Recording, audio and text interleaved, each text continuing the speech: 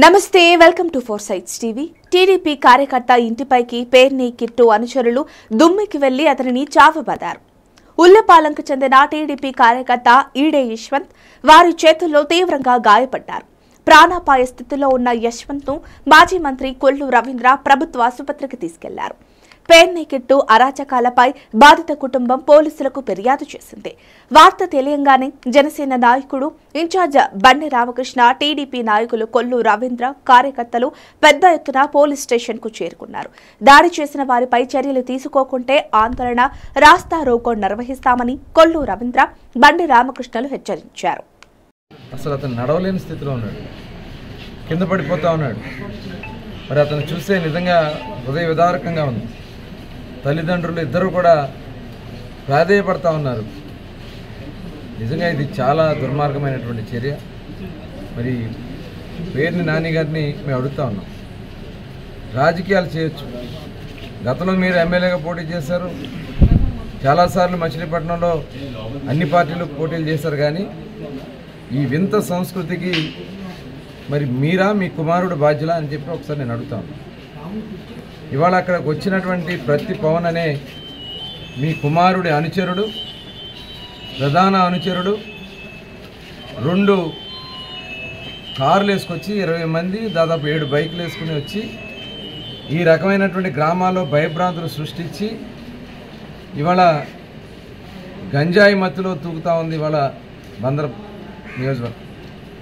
అలా బ్యాచ్లు, గంజాయి బ్యాచ్లు తీసుకొచ్చి దాడులు చేపిస్తారా? అసలు ఏం చేయాలనుకుంటున్నారు? అంటే గ్రామాల్లో ఇవాళ చిచ్చు పెట్టడానికి మీరు గతంలో కూడా ప్రయత్నం చేశారు. విగ్రహాల పేరుతో గ్రామాల్లో చిచ్చు పెట్టారు. ఇవాళ బ్యానర్లు చింపి, మీ వ్యక్తులే చింపి, మీ బ్యానర్లు చింపుకుని దాన్ని తెలుగుదేశం పైన, జనసేన పైన కేసులు పెట్టించి వాళ్ళందరినీ ఇబ్బంది పెట్టే కార్యక్రమం చేయాలని చూశారు. మొన్న చూశాను నేను సుల్తానగర్లో మీ బ్యానర్లు మీరే చింపుకుని తెలుగుదేశం వాళ్ళు చింపారని చెప్పి ఆ ఊరోళ్ళతో చెప్పించాలంటే ఊరోళ్ళ మీ వైసీపీ నాయకులే అడ్డం తిరగబట్టి అక్కడ సద్దుమణిగి. రేపు మేము పోతేపల్లి గ్రామంలో జనసేన, తెలుగుదేశం పార్టీ అక్కడ పర్యటన పెట్టుకుంటే అక్కడ అలజడి సృష్టించడానికి ఇవాళ ఈ కార్యక్రమం చేశారు ఖచ్చితంగా మేము భావిస్తూ ఉన్నాం. ఇవాళ మీకు ఉన్నారు, మీకు పిల్లలు ఉన్నారు. ఈ రకంగా వ్యవహరిస్తున్నటువంటి ఇవాళ రాజకీయాన్ని పక్కదారి పట్టిస్తున్నటువంటి పరిస్థితుల్ని ఒకసారి గమనించాల్సినటువంటి ఉంది. పోలీసు అధికారులు కూడా చెప్తా ఉన్నారు, ఇది చాలా తీవ్రమైనటువంటి చర్య. తప్పు వాళ్ళే చేస్తారు, తప్పుడు కేసులు పెడతారు, మళ్ళీ వాళ్ళని ఇబ్బందులు పెట్టే కార్యక్రమాలు చేస్తారు. ఈ వింత సంస్కృతి గతంలో ఎప్పుడూ లేదు, ఇది జరగదు. మేము ఎంత పోరాటానికైనా సిద్ధమే. జనసేన, తెలుగుదేశం పార్టీ ఏ కార్యక్రమాలు చేయడానికైనా సిద్ధమే. రాజకీయాలు కావాలి చేసుకుందాం, రాజకీయాల వరకు ఓకే. కానీ ఈ రకంగా ప్రజల్ని, సామాన్య ప్రజల్ని ఇబ్బంది పెట్టే కార్యక్రమం చేస్తామంటే ఊరుకునేది లేదు. ఖచ్చితంగా ఇవాళ యశ్వంత్కి న్యాయం జరగాల. అతని మీద దాడి చేసిన ప్రతి ఒక్కరి మీద రేపు ఇమ్మీడియట్గా 307 కేసు పట్టాల, అటెంప్ట్ మర్డర్ కేసుల కింద పెట్టి వాళ్ళ మీద కఠినమైనటువంటి చర్యలు తీసుకోవాలని చెప్పి మేము డిమాండ్ చేస్తున్నాం. లేని పక్షంలో రోడ్డెక్కి దీని మీద పెద్ద ఎత్తున ఉద్యమిస్తామని కూడా.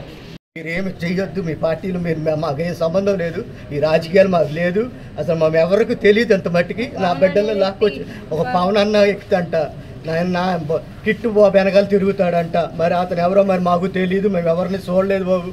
అయ్యా మీరు చూసి మమ్మల్ని రక్షించమని, బతికించిన మా బిడ్డను బతికించి మా చేతులకి అప్పచెప్పమని మిమ్మల్ని వేడుకొచ్చున్నాను. అయ్యా మీరు చెప్పండి, అయ్యా మీరేం చెయ్యారు? మీరు ఆయనకి మమ్మల్ని, నా బిడ్డను నన్ను చంపేస్తారేమో మాకు భయంగా ఉంది. అయ్యా మీరేం చెప్పి చచ్చిపోతానని ఏడుస్తున్నాడు. అయ్యాడు ఏదైనా చేసుకున్నాడంటే మీ అందరిదే బాధ్యత, నాకు సంబంధం లేదు, మీ బాధ్యతే. నా బిడ్డ చచ్చిపోయాడంటే ఏదన్నా చేసుకున్నట్టే మీదే బాధ్యత, మీకే పూచి మీరే నాయన కాపాడాలి. అది కిట్టు గారు కారు వేసుకొచ్చారంట. మరి అదేంటో బొమ్మ కూడా ఉందంట, వైఎస్ఆర్ బొమ్మ వెనకాల. మరి అది 4005 అంట. అది కూడా మాకు తెలియదు, మాకు ఇప్పుడు తెలిసింది, మేము ఇప్పుడు వచ్చాము హాస్పిటల్ కాడికి. అది జరిగిందయ్యా, మీరు క్షమించి మరి మమ్మల్ని ఏం చేస్తారో మీరు, మమ్మల్ని ప్రాణ రక్షణ కావాలని ప్రభా మీరు వాళ్ళు కొట్టిన వాళ్ళు ఎవరో మాకు అప్పచెప్తారో, మీరు చర్య తీసుకుంటారో, మాకు ఎందుకు కొట్టారో ఏంటో అదంతా మాకు కావాలి. అది మీరేం చేస్తారో చేయండి.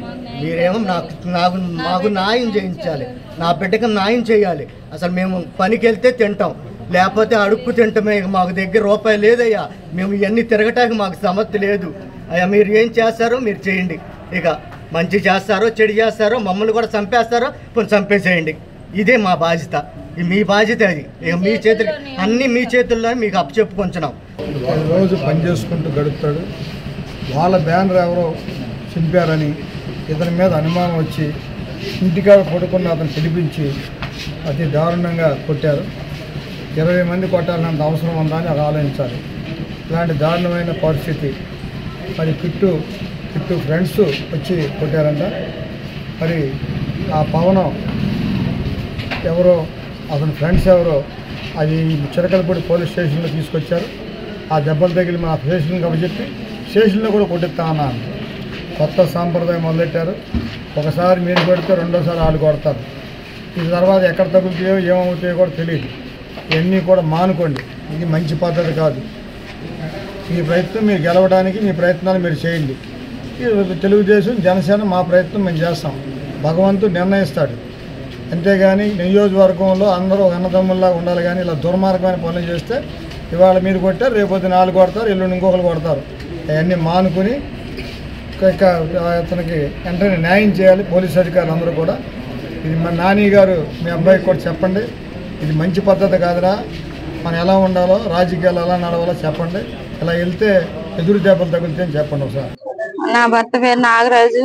అయితే మా చిన్న కుమారుడు మరి పనికి వెళ్ళి వచ్చాడు.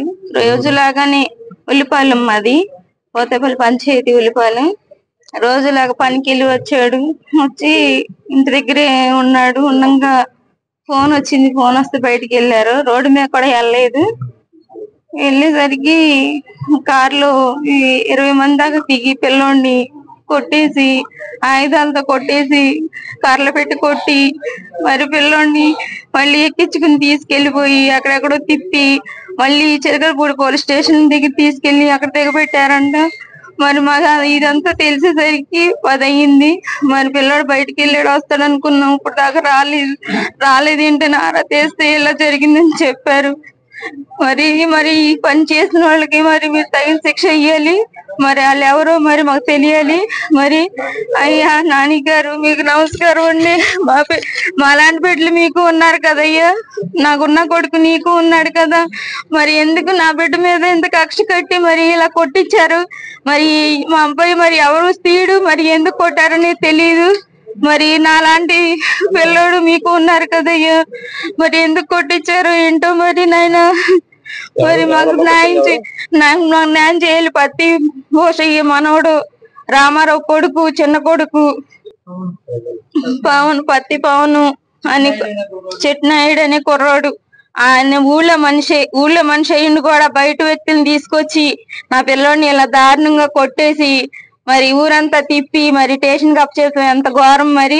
మరి నాలాంటి పిల్లోడు మీకు ఉన్నారు. మరి మేము కష్టపడుకుంటే తిన్నట్టు, లేకపోతే లేదు. మరి వాళ్ళ రోజున హాస్పిటల్ పాలయ్యాడు.